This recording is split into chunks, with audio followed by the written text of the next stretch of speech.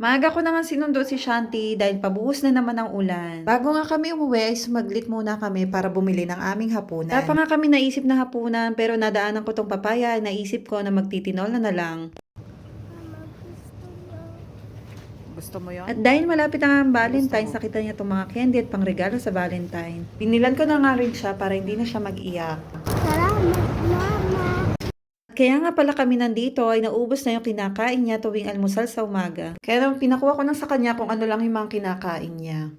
Mahirap nga siyang pakainin kaya sinabi ko naman ay kunin lang yung kakainin niya. Kalabas nga namin ng grocery ay nabot na kami ng malakas na ulan. Pagkarating nga namin ng bahay, sinimulan ko na ang paghiwa para makapagsimula na kami magluto. Malamig na tapos sinabayan pa ng ulan kaya sakto naman itong tinolang manok sa hapunan namin. Hiwa na nga pala ako dito ng bawang sibuyas. Ito nga pala yung pinakaayaw kong hinihiwa. Talaga naiiyak ako ng sobra. At ito nga pala yung papayang nabili ko. Ito na lang yung natitirang matigas, yung iba ay panghimagas na.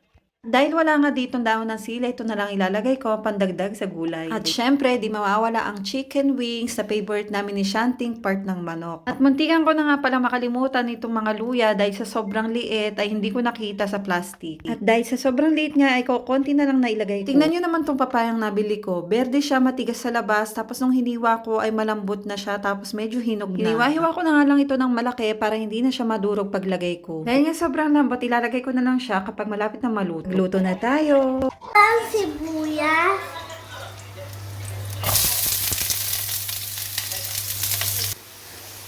Luya.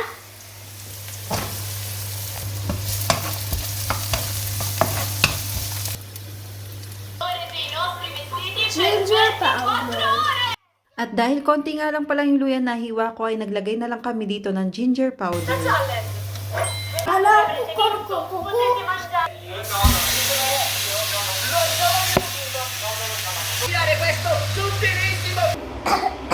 Ano? Naman?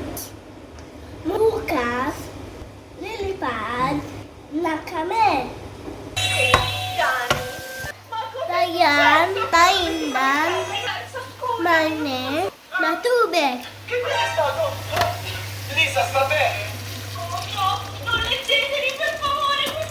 Maraming tubig dahil sabaw is life.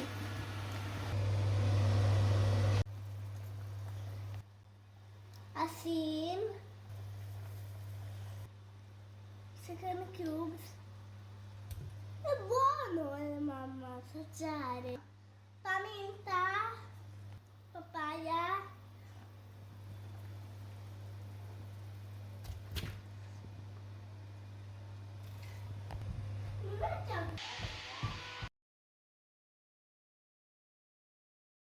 Pechay.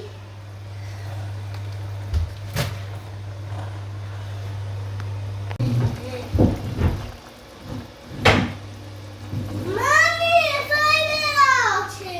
Tutuna kainan na.